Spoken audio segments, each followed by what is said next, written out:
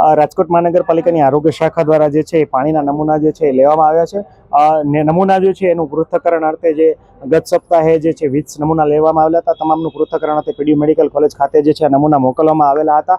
આ નમૂનાનું રિઝલ્ટ આવ્યા બાદ એ પૈકી 17 નમૂના જે છે એમાં ઇન્ટરમીડિયેટ અને અનસેટિસ્ફેક્ટરી રિઝલ્ટ મળ્યું હતું. એ પૈકીના યુનિટના આજે અમારી સ્થળ મુલાકાત કરવામાં આવી હતી કે નોટિસ આપ્યા પછી આ જગ્યાએ વિતરણ બંધ કરવાની નોટિસ આપવામાં આવી હોવા છતાં યુનિટ દ્વારા વિતરણ ચાલુ હતું. અનુસંધાને અમારી ટીમ દ્વારા સ્થળ મુલાકાત કરતા અહીં વિતરણ અને આરો પ્લાન્ટ બંને વસ્તુ શરૂ હતું.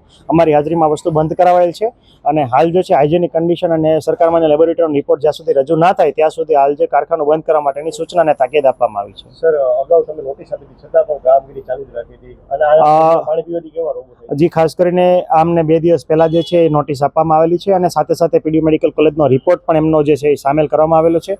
આ પાણી પીવાથી 100% આપણે ઝાડા ઉલટી ઉપરાંત એક્યુટ ગેસ્ટ્રોએન્ટરાઇટિસ અને સાથે સાથે ટાઇફોઇડ કમળો અથવા જે ભરડો જેવી બીમારી છે આપણે 100% નોંધી શકીએ છીએ.